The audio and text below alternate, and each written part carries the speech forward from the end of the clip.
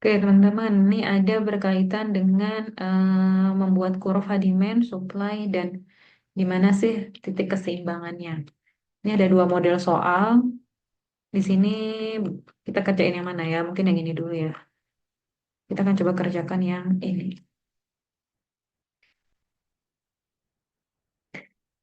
Di sini teman-teman harus bisa membuat kurva ketika ada hal-hal yang diketahui. Bagaimana nih caranya? Teman-teman tahu kan ya kalau misalnya demand bagaimana bentuknya, supply bagaimana bentuknya.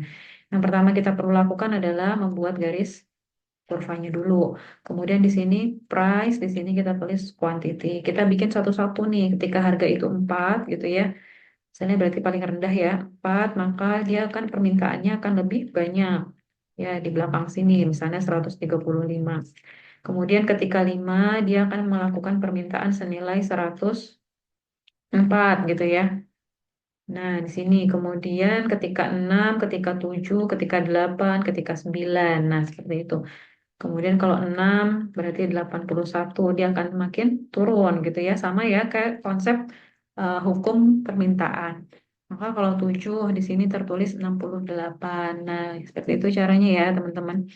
Jadi bikin titik-titiknya, kemudian dari titik-titik tersebut nanti kita tarik garisnya.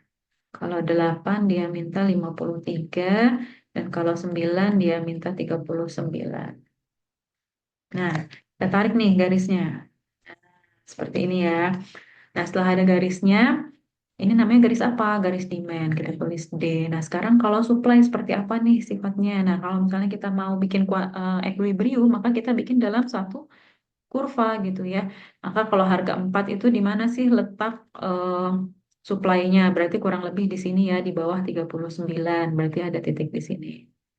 Nah, yang rapi ya nanti bikinnya. Kemudian kalau harga itu 5, di mana letaknya? Oh, di 53 di sini. Kalau harga itu 6, berarti di mana letaknya? 81. Oh, di sini dia. 81 ya, nih. Kemudian kalau 7, di mana letaknya? 68. Oh, berarti di sini. 768 gitu ya. Sorry, 98, sorry. Supply-nya ya, kalau misalnya harga 7, dia akan disuplai senilai 98. Di mana letaknya? Berarti 98 kurang lebih di sini ya. Nah, ini dia garisnya supply 98 gitu. Kalau misalnya 8, maka di mana nih 8? Kita lihat supply-nya 110, berarti kurang lebih di sini. 110 dan kalau 9 maka 121, sorry, 121 di bawah 135 ya, berarti di sini misalnya.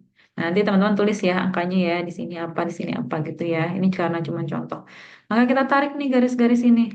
Akhirnya membentuk kurva supply. Nah, kalau misalnya rapi mungkin lebih lurus ini karena lagi ya cepat-cepat. Oke, maka jadilah garisnya supply. Maka kalau misalnya ditanya di mana sih letak harga dan kuantitas saat terjadi keseimbangan? Nah, di mana teman-teman? Saat terjadi keseimbangan berarti antara demand sama supply-nya ketemu.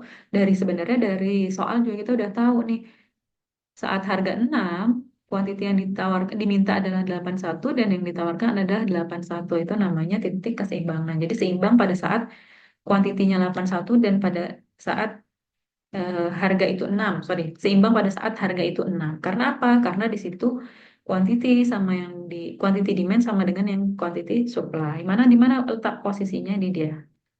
Nah, pada saat harga 6 jadi pertemuan kan ya, terjadi pertemuan antara demand dengan supply. Jadi kita bisa jelaskan bahwa kalau ditanya apa sih yang ditanya tadi dalam soal, jelaskan, kemudian bagaimana jelaskan kurvanya ya, kemudian berapa P dan Q dalam posisi seimbang.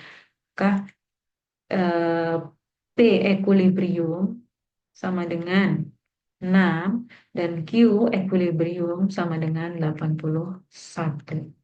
Nah, nanti silahkan cari penjelasannya. Jadi harga tuh seimbang. Sorry, kuantitas yang diminta dengan kuantitas yang ditawarkan itu seimbang pada saat harga itu adalah 6. Seperti itu.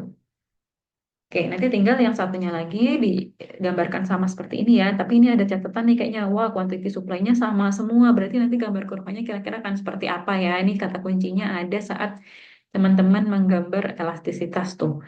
Yang kalau harganya berapa, harganya satu tapi permintaannya bisa berubah banyak kayak gitu.